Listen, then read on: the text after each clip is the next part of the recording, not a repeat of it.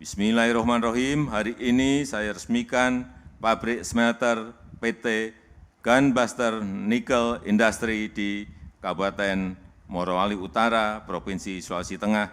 Terima kasih. Wassalamualaikum warahmatullahi wabarakatuh.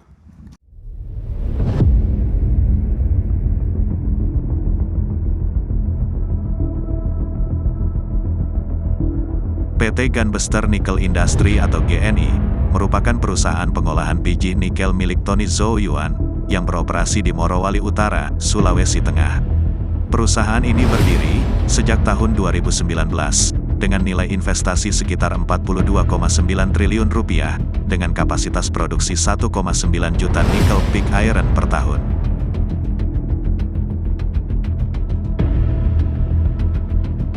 Terdapat 12.372 buruh yang kini bekerja.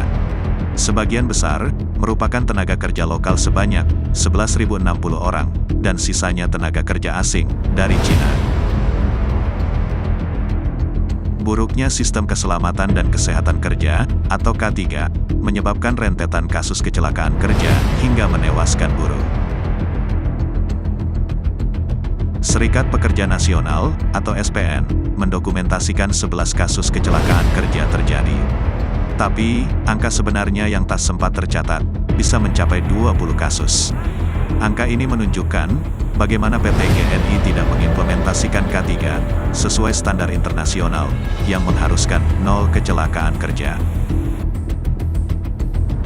Kecelakaan kerja beruntun inilah, yang memicu aksi mogok ribuan pekerja PT GNI, pada Januari tahun 2023. Tenaga kerja menuntut keadilan bagi korban, sekaligus meminta perusahaan memenuhi sejumlah tuntutan terkait K3. Akan 2 buruh Indonesia meninggal, 1 buruh asing. Dilihatnya sebagai sebuah tindakan insiden K3 by kriminal. Aksi mogok itulah yang kemudian berakhir dengan bentrok antara tenaga kerja asing dan pekerja lokal pada tanggal 14 Januari tahun 2023.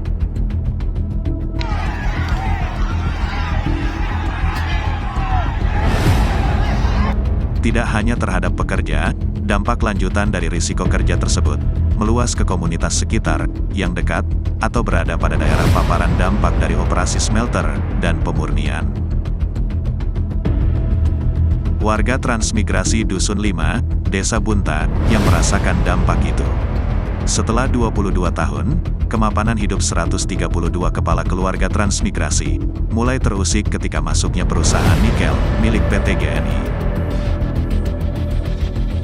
Tahun 2019, warga transmigrasi Dusun 5 Desa Bunta, tak bisa lagi bertani, karena lahan mereka terendam air, akibat penutupan jalur air Sungai Lampi menuju hilir, oleh pihak perusahaan untuk mencukupi kebutuhan air.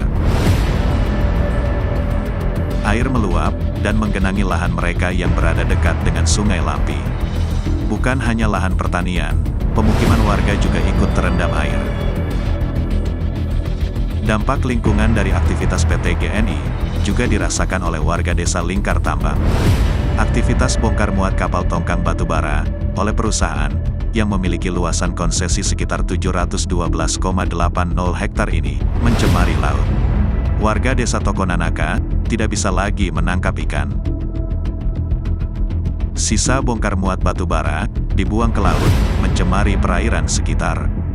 Belum lagi tumpahan minyak, dari kapal-kapal pengangkut. Hal ini juga, berdampak pada semakin menurunnya produktivitas, dan menyempitnya wilayah tangkap.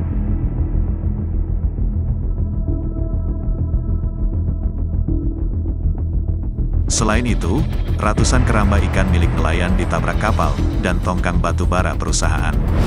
Dalam sebulan, kapal dengan kapasitas rata-rata 55.000 MT itu bisa 7-8 kali lalu lalang dan akan terus meningkat jumlahnya seiring dengan peningkatan produksi GNI. Maka dari itu, warga meminta ganti rugi. Meski begitu, kompensasi tak akan pernah bisa menggantikan laut desa Tokonanaka yang tercemar.